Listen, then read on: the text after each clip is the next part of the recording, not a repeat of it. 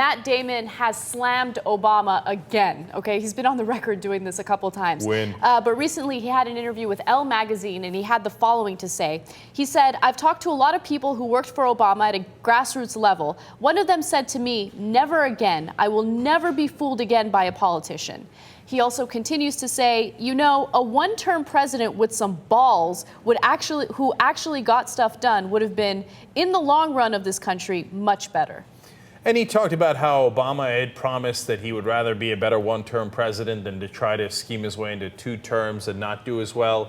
And he's like, he just didn't deliver on that promise. And that goes to the first part of his quote, where so many people are frustrated that he turned out to be just another politician. Mm-hmm. Look, the core of what Matt Damon is going after there, and what he's 100% right about, is that Obama ran the campaign on a central promise that he said, "I don't want to play the same old politics, just a little better." In fact, that was literally one of his campaign ads. And he said it at almost all of his speeches. "I want to change the way Washington works."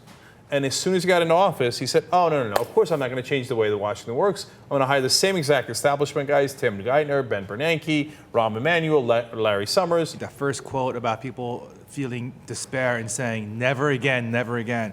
I mean, that is tremendous damage to the voting public. You know, a lot of us, I mean, I feel the same way.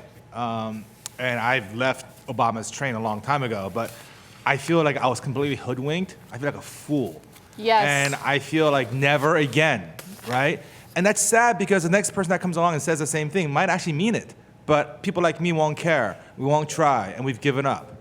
At least for now. Maybe I'll be re-inspired. I don't know. But for now, that's how I feel. No. That's actually a big tragedy. It is, but it's actually a logical conclusion. And it doesn't mean that you should despair and give up hope. It just means that don't buy into almost any politician within this system, right?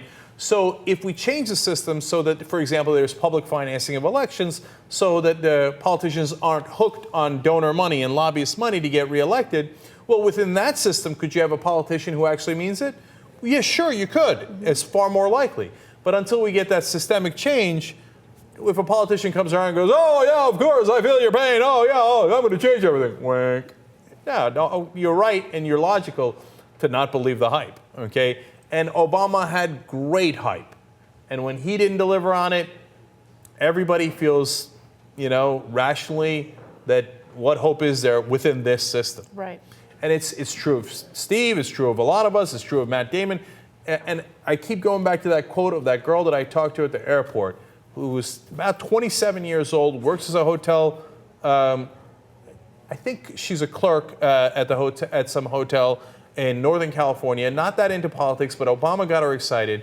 She said, we wound up in a conversation. She said she's not going to vote in 2012. I said, "No, don't do that. Why are you not going to vote?"